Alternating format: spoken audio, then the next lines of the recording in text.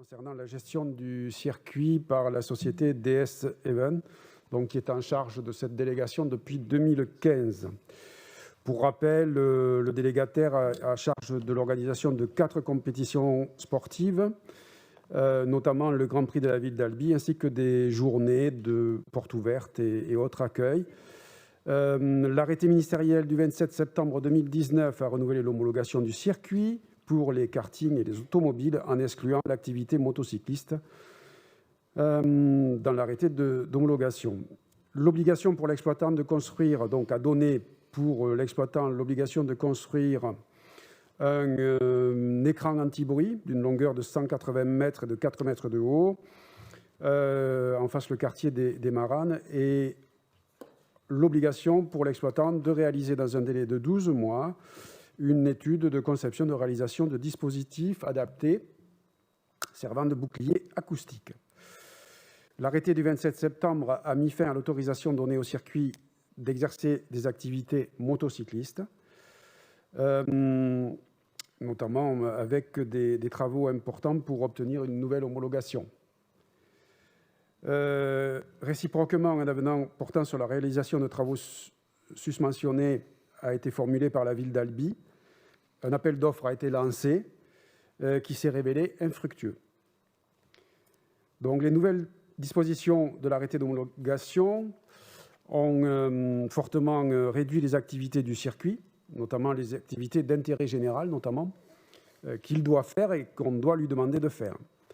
De même, la réalisation des équipements supplémentaires demandés n'ayant pu être réalisés dans les temps impartis du fait du Covid, le Grand Prix Camion n'a pas été autorisé par la préfecture, alors que cet événement, plébiscité par un nombreux public, constitue une participation majeure à l'équilibre financier du modèle économique de cette délégation. Après avis de la commission de délégation de services publics, la commission donc, a formulé un avis favorable sur la conclusion de cet avenant. L'avenant consistant à verser une indemnité pour un montant pour les années 2020 et 2021 de 150 000 €. Et donc, il vous est demandé aujourd'hui d'approuver donc cet avenant et d'autoriser le maire à le signer.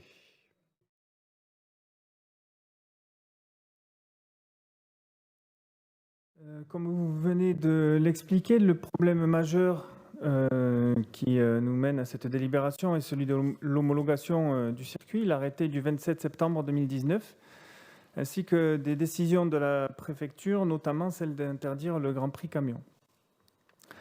Alors, votre présentation dans la délibération que vous nous avez communiquée, nous explique que le circuit, c'est-à-dire la société DS Event, sont victimes de ces décisions d'homologation et de la préfecture et subissent un préjudice.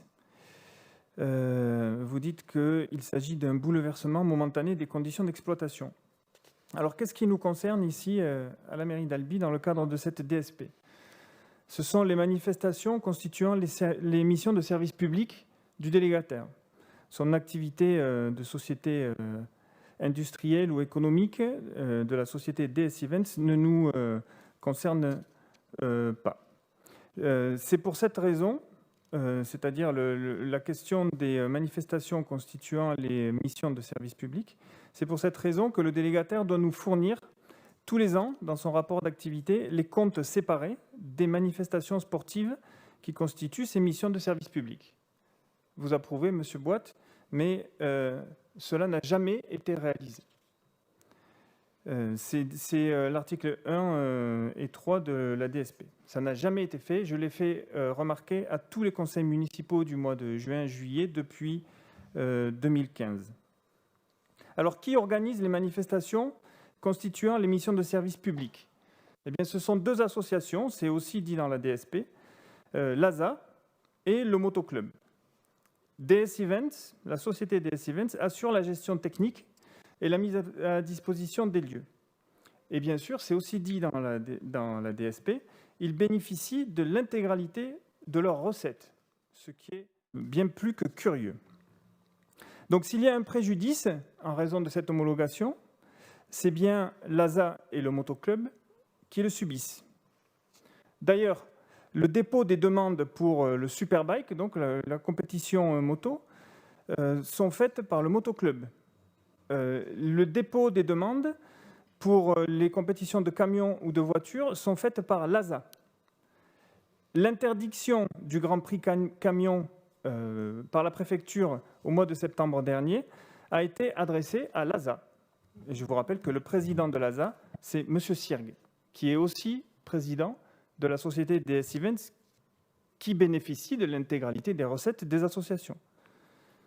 Donc, s'il faut dédommager quelqu'un pour les restrictions de l'homologation, c'est l'ASA et le motoclub, ce n'est pas DS Events. Donc, qu'est-ce que ça veut dire ?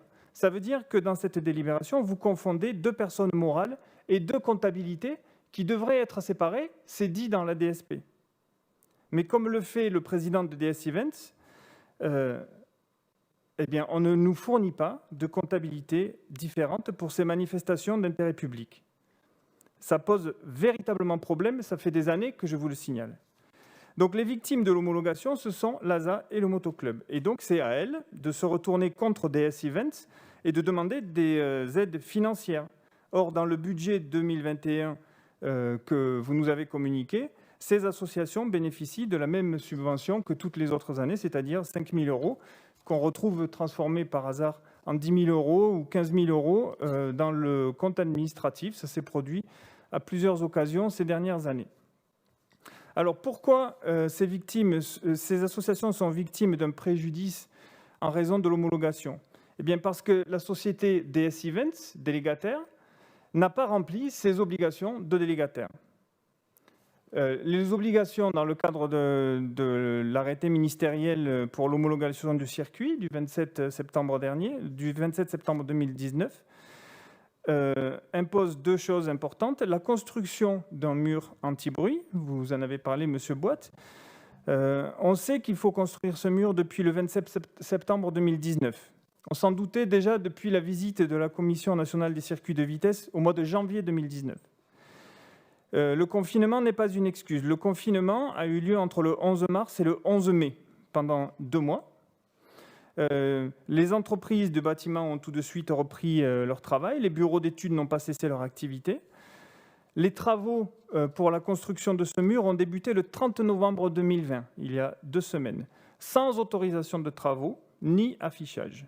C'est votre délégataire de service public qui se comporte de cette façon. Les travaux ont débuté le 30 novembre. La pose du mur et des poteaux de soutènement du mur a commencé aujourd'hui. Vous devez certainement le savoir. Et il n'y a toujours aucune autorisation de travaux ni d'affichage. C'est l'AGLO qui doit les délivrer. Il n'y a pas eu d'appel d'offres. Alors, le mur anti-bruit, vous avez dû le voir comme moi. Ce mur anti-bruit a fait l'objet d'un rapport, le rapport de la société Polyexpert, qui est une société qui mesure le bruit autour du circuit, qui est payée par le circuit d'Albi, a remis un rapport que vous citez dans la délibération, rapport du 18 septembre 2020. Voilà. Ce rapport montre que l'impact du mur anti-bruit permettra de faire diminuer l'impact sonore du circuit sur la zone des Maranes, enfin sur une partie de la zone des Maranes, entre 1 décibel et 7 décibels. Alors que les émergences sonores ont été mesurées au-delà de 20 décibels. Donc on sera toujours au-dessus des normes sonores, même avec ce mur anti-bruit. Donc la question que je pose est celui de son utilité. Donc ce mur va mesurer 180 mètres de long sur 4 mètres de haut. C'est plus grand, si vous voulez un ordre d'idée, que le nouveau mur de la prison. Donc c'est une construction très importante. Je me suis renseigné sur les tarifs pour ce type de mur. Ça coûte environ 1 000 € le mètre linéaire, fois 181 mètres, ça fait 180 000 €. C'est le montant de la subvention que vous donnez aujourd'hui à la société DS Events. C'est étonnant. Deuxième raison du préjudice pour les associations, c'est la non-réfection du virage. Alors, le 18 février 2019, donc tout de suite après la visite de la Commission nationale des circuits de vitesse, 7 mois avant l'homologation, nous avons voté, enfin j'ai voté contre, mais vous avez voté la prise en charge des travaux de réfection du virage pour la somme de 422 500 € hors taxe, alors qu'elle aurait dû être prise en charge par le délégataire. Comme vous le dites, un appel d'offres a été lancé et s'est révélé infructueux du fait d'un dépassement budgétaire. Donc là aussi, je me pose la question, comment ce chiffre de 422 500 € a-t-il été établi? Est-ce qu'il n'y a pas eu d'études ou de devis effectués avant, des appels d'offres éventuels? Ou est-ce le département et la région qui n'ont pas accepté le plan de financement? Ça a dû être fait, en tout cas, de façon suffisamment légère pour qu'on se rende compte, quelques mois après, que le budget était totalement irréaliste et et les travaux impossibles à réaliser, puisqu'ils excédaient largement ce montant. Donc ici, le préjudice porte encore sur les associations qui devraient aussi se retourner contre la mairie qui n'a pas tenu ses engagements par rapport à la construction de ce mur. Donc, un point supplémentaire, c'est que dans l'avenant proposé, il n'est fait aucunement mention de la situation sanitaire. C'est une bonne chose. C'est vrai que la situation sanitaire a peu impacté le circuit. La seule chose qui est prise en compte dans l'avenant au contrat que vous nous proposez, c'est l'homologation. Donc, il faut se souvenir que l'article 6 du contrat de la délégation de service public nous dit que le délégataire devra réaliser et financer tous les travaux et aménagements nécessaires au renouvellement de l'homologation. Donc, c'est lui qui doit faire le mur et qui doit le financer. Et c'est également lui qui devrait financer la réfection du virage. Ce n'est pas à la mairie de le payer, ni aux contribuables albigeois, comme le disait Madame Ferrand, qui nous regarde aujourd'hui. Vous dites qu'il s'agit d'une modification, que cet avenant constitue une modification non substantielle du contrat, alors que vous prenez en charge tous les frais relatifs à l'homologation qui incombent au délégataire. Cette délibération trompe les albigeois. Vous avez compris que j'appelle tous mes collègues à voter contre cette délibération et je souhaiterais même que vous la retiriez de l'ordre du jour du conseil municipal, puisque la façon dont elle a été conçue vont à l'encontre du contrat qui a été signé. 3 derniers points, et non des moindres, au cas où vous voteriez cette subvention. Premièrement, la subvention que vous appelez indemnité que vous versez n'est pas sujette à la TVA. Donc les 150 000 € devraient rester 150 000 €. Il faudrait faire cette correction, ça nous ferait déjà gagner 30 000 €. C'est dans le guide des finances locales du Code des collectivités territoriales. Deuxième point, comment peut-on verser une telle somme au titre de l'année 2020 alors que l'exercice n'est pas terminé, même si c'est une imprévision exceptionnelle, et surtout que le délégataire n'a fourni aucune pièce comptable à la commission de délégation de services publics à laquelle j'étais présent. J'ai demandé quelle pièce comptable nous a fourni le délégataire pour qu'on lui donne 180 000 €. Eh bien, aucune. Et ça, c'est quand même une question assez sérieuse à se poser dans la gestion comptable. Troisième point, ces aides ou ces subventions peuvent être données a posteriori, mais jamais en prévisionnel de pertes à venir, sur la bonne foi du délégataire. Donc, pour conclure, vous nous demandez de payer par avance les pertes hypothétiques et les pertes à venir d'une société qui s'estime victime d'une homologation dont elle n'est pas victime, puisque ce sont les associations, ASA et Motoclub, qui en sont les victimes. Donc en fait, qu'est-ce qui se passe? C'est que de façon non dite, vous financez des travaux qui incombent aux délégataires en prétextant d'une situation exceptionnelle qui est connue depuis janvier et septembre 2019. C'est l'homologation, la situation exceptionnelle. Et en plus, la somme votée devrait être à destination des associations et non pas de la société DS Events.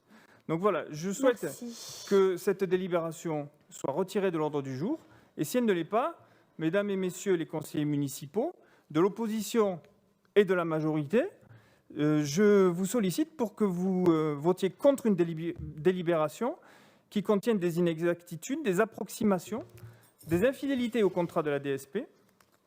Et n'oublions pas qu'elle engage l'argent des contribuables albigeois. Et je crois me souvenir tout à l'heure que vous avez, à tour de rôle, invoqué, Monsieur Franck, la rigueur et le modèle de gestion. Monsieur Pranière, vous étiez censé conclure. Pardon, je vous rappelle juste deux petites citations. Monsieur Gilles a dit « La prudence, c'est ne pas anticiper sur une dépense qui n'est pas sûre. Une dépense qui n'est pas sûre pour 2021 ». Et Madame Guérochomey, vous avez dit « Dans notre budget familial, nous dépensons ce que nous avons ». Eh bien, dépensons ce que nous avons, mais ne dépensons pas ce qui n'est pas dû aux délégataires. Je vous remercie.